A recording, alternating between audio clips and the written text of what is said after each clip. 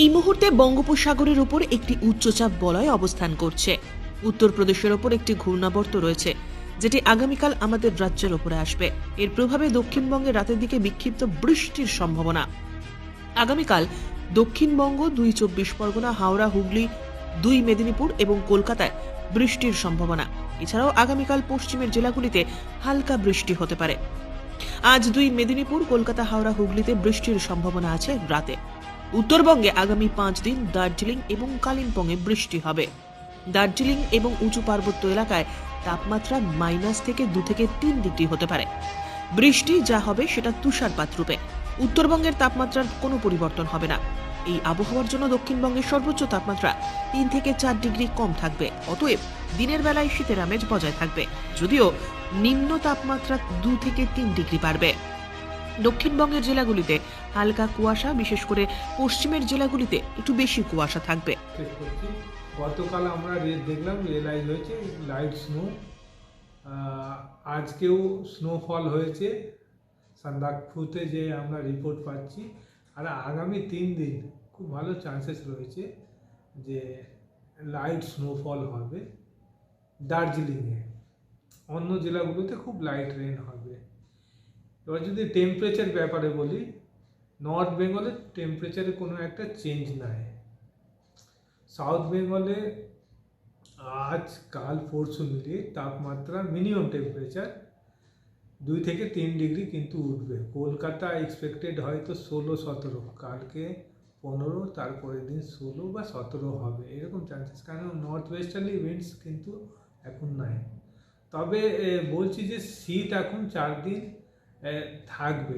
কারণ হিসাবে যেটা রয়েছে যে দিনের তাপমাত্রাটা নর্মাল থেকে 4 থেকে 5 ডিগ্রি কিন্তু নিচে চলে এসছে। আর এইটা কিন্তু কন্টিনিউ করবে, যেহেতু আমরা ক্লাউডিং, বিশেষ করে কিছু রেন এক্সপেক্ট করছি। আগামী 4 দিন এই ম্যাক্সিমাম টেম্পারেচার এই 20-21-এর কাছাকাছি থাকবে। ফলে এই শীতের ইম্প্যাক্ট যে বা ফিলিংটা সারা দিনে কিন্তু থাকবে।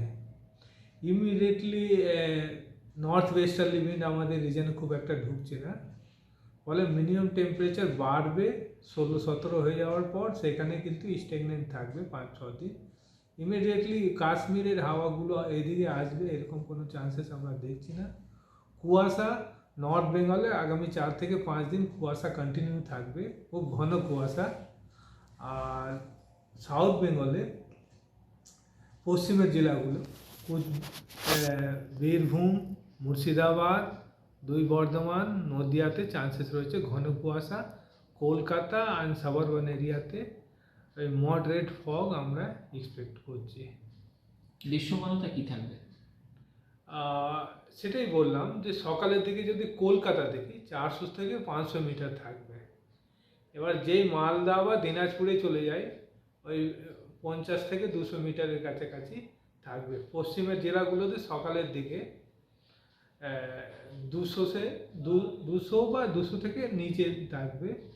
গঙ্গাসাগরে যেটা এক্সপেক্ট করছি আজ রাতের দিকে, যেটা কলকাতা এক্সপেক্ট করছি আজ রাতের দিকে, আর কাল সকাল থেকে আফটারনুন ইভিনিং পর্যন্ত বৃষ্টির চান্সেস রয়েছে।